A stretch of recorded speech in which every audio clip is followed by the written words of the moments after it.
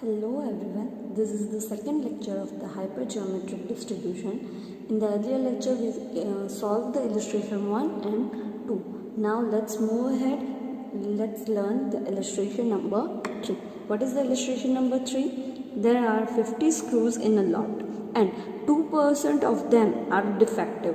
If the random sample of the 20 screws is taken from the lot, find the probability that none among them is defective and also find the average number of the defective screws in a sample.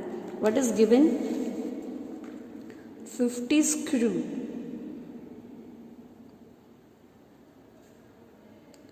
Out of that, 2% are defective. 2% are defective. So 50 into 2% is equals to 1. Out of 50 screw, one screw is defective, right? And we have to take a sample of 20,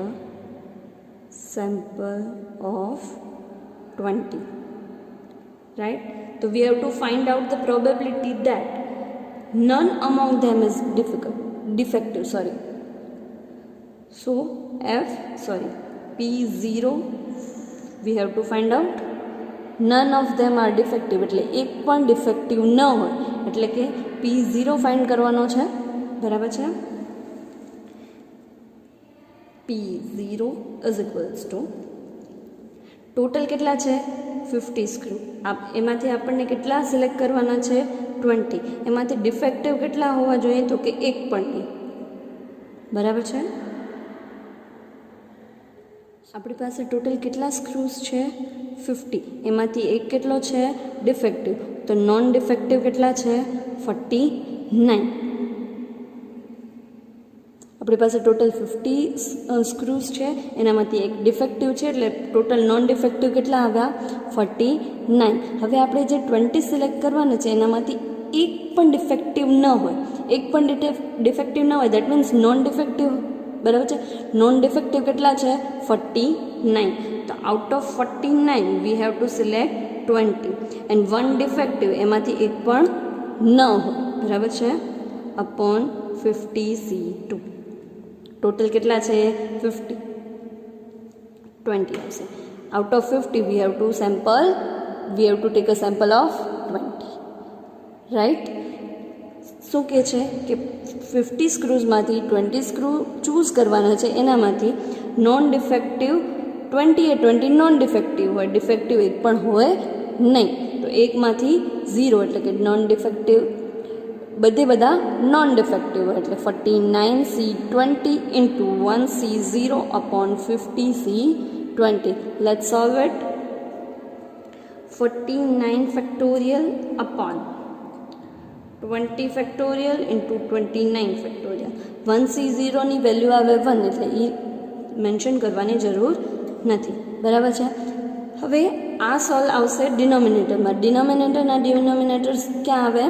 ન્યુમરેટરમાં. તો અહીંયા મલ્ટીપ્લાયની sign આવશે અને આનું change થઈ જશે, reverse થઈ જશે, એટલે ઉપર આવશે 20 factorial 30 factorial upon 50 factorial. Right? ધ્યાનથી સમજો. 20 ફેક્ટોરિયલ કટ. બરાબર છે? અહીંયા 30 છે, 30 ફેક્ટોરિયલ છે, અહીંયા 29 ફેક્ટોરિયલ છે, અહીંયા 49 ફેક્ટોરિયલ છે ને અહીંયા 50 ફેક્ટોરિયલ છે. તો ધ્યાનથી જોજો હું કઈ રીતે લખું છું. 49 ફેક્ટોરિયલ એઝ ઇટ ઇઝ રાખી દેવાના. 30 ફેક્ટોરિયલ ને ક્યાં સુધી લઈ જશું આપણે? 29 ફેક્ટોરિયલ સુધી. બરાબર છે? નીચે લખશું 29 ફેક્ટોરિયલ એઝ ઇટ ઇઝ અને 50 ફેક્ટોરિયલને આપણે 49 ફેક્ટોરિયલ સુધી લઈ જશું, એટલે 50 ઇન્ટુ 49 ફેક્ટોરિયલ. બરાબર છે? 49 કેન્સલ, 29 કેન્સલ. બરાબર છે? શું વધશે? 30 ડિવાઇડ બાય 50. 0 કટ, 3/5. Answer is 3/5. 0.6.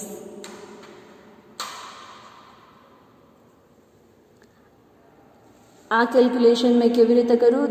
ધ્યાનથી જુઓ. 49 factorial upon 20 factorial into 29 factorial.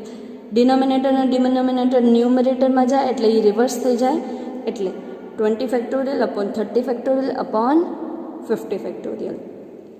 અહીંયા 49 છે, અહીંયા 50 છે, તો 50 ને 49 સુધી લઈ જશું, ને અહીંયા 30 છે ને અહીંયા 29 છે, તો 30 ને 29 સુધી લઈ જશું, બરાબર છે.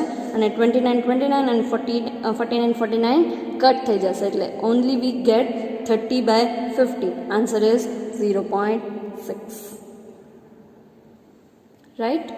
And we have to also find out a mean.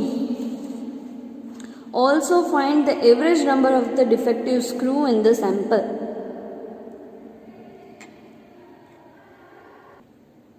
Mean નો ફોર્મ્યુલા શું છે? MR upon M plus N. M એટલે ડિફેક્ટિવ, M કેટલો છે ડિફેક્ટિવ? એક જ છે. R કેટલા સેમ્પલ લેવાના છે? 20. M plus R એટલે ટોટલ કેટલા છે? M plus N. ટોટલ કેટલા સ્ક્રૂ છે? 50. સો 20 into 1 upon 50. 2/5. 0 0 cut 2/5. Answer is 0.4. So mean is equals to 0.4. Now let's understand the illustration number 5. From a pack of the 52 cards are drawn one by one. Find the probability of getting at least one S in them. एक S तो हो ज જોઈએ. Out of 52 cards we have to select 4 cards.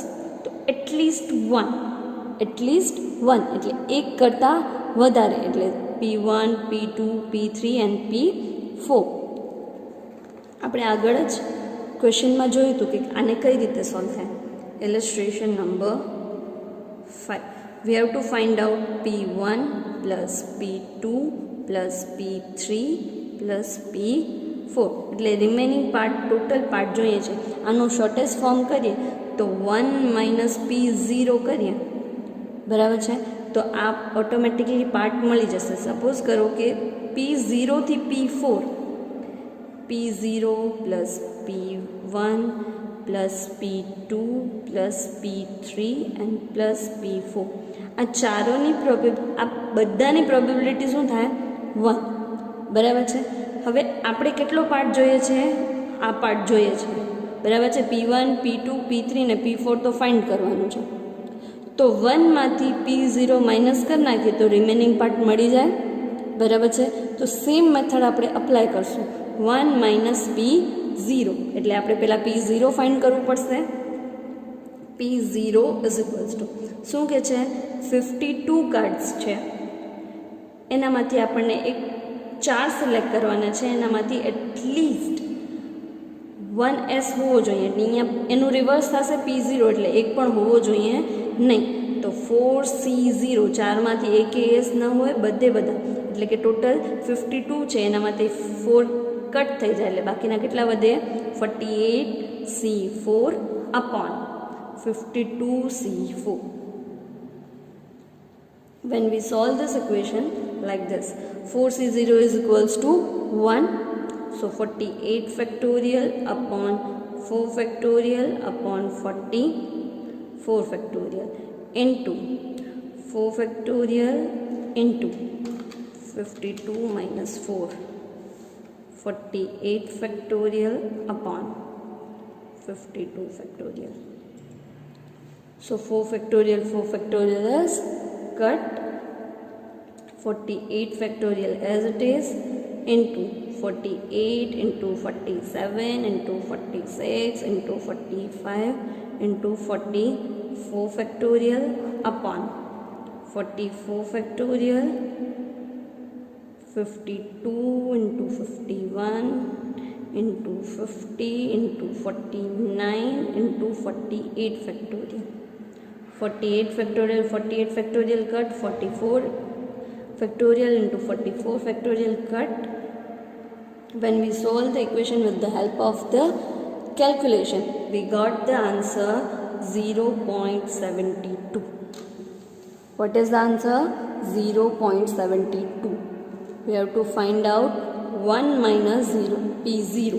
So P0 is equals to 0.72. So 1 minus 0.72. The answer is 0.28. Let's solve the illustration number 6. In the lot of the 50 items, 4% of items are defective. A sample of 5 items is taken from it. A lot will be accepted if the number of the defective items is sample is 1 or less. Find the probability that the lot will be accepted. લોટ ક્યારે accept થશે? જ્યારે સેમ્પલમાં defective item 1 અથવા 1 કરતાં ઓછી હશે. 1 અથવા 1 કરતાં ઓછી એટલે P0 પ્લસ P1 એટલે P0 અને P1 જ ફાઇન્ડ કરવાનું છે. એની પહેલાં આપણે જોઈ લઈએ કેટલી આઇટમ્સ છે લોટમાં, તો કે 50 આઇટમ્સ છે. એનામાંથી ડિફેક્ટિવ કેટલી છે? 4%. સો 50ના 4% એટલે 2. 50ના 4% એટલે 2. 50 આઇટમ્સ છે, એનામાંથી 2 કેટલી છે? ડિફેક્ટિવ. તો નોન ડિફેક્ટિવ કેટલી થઈ? 48 કેવી આવે? Non defective. બરાબર છે. આપણે શું ફાઇન્ડ કરવાનું છે? P0 and P1.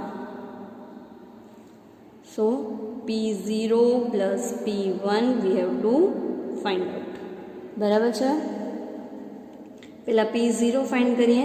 P0 એટલે એક પણ ડિફેક્ટિવ આઇટમ ન હોય. એક પણ ડિફેક્ટિવ આઇટમ્સ ન હોય એટલે ડિફેક્ટિવ કેટલી છે? 2.